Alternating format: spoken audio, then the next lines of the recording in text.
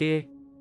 ဒီပုံတွေကိုအရင်ကြည့်လိုက်ပါဦးအခုခေတ်မှာဒီလိုပုံမျိုးတွေတွေ့ရင် Photoshop တွေ AI တွေလို့ပဲထင်ကြမှာပါဒါပေမဲ့ဒီပုံတွေကတကယ်ရှိခဲ့တဲ့သူတွေရဲ့ဓာတ်ပုံအစစ်တွေဗျပထမဆုံးတစ်ယောက်ကတော့ Edward Mordred တဲ့ဒီလူကကြည့်လိုက်ရင်ရုပ်ချောချောလူကောင်ကြီးပဲဒါပေမဲ့သူ့မှာကြောက်ဖို့ကောင်းတဲ့လှုပ်ဝက်ချက်တစ်ခုရှိတယ်အဲ့ဒါကတော့သူ့ခေါင်းနောက်မှာပါနေတဲ့နောက်ထပ်မျက်နှာတစ်ခုပဲထူးဆန်းတာကအဲ့ဒီမျက်နှာကညဘက်ဆိုရင် Edward ကိုတစ်ခုခုတွေကပ်ပြောနေတတ်တယ်လို့သူငိုရင်လည်းလောင်ရင်နေတတ်တယ်လို့ဆိုပါတယ်စဉ်းစားကြည့်ုံနဲ့တင်ကြက်တီးထเสียရပဲနော်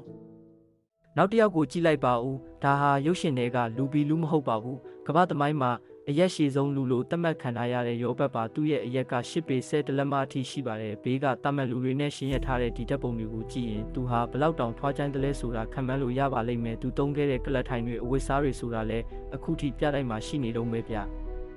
နောက်ဆုံးတစ်ယောက်ကတော့ခန္ဓာကိုယ်တစ်ခုထဲမှာခေါင်းနှလုံးပါနေတဲ့ညီမပါထူးခြားတာကသူတို့ဟာခန္ဓာကိုယ်တစ်ခုထဲဖြစ်နေပေမဲ့စိတ်ကြိုက်တခြင်းဆိုနိုင်တယ်ကနိုင်ကြတယ်ဗျ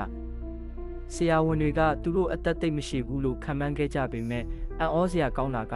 အသက်60ကျော်အထိကြမ်းကြမ်းမာမာနဲ့ဘဝကိုပျော်ပျော်ရွှင်ရွှင်ဖြတ်သန်းသွားခဲ့ကြတာပါပဲ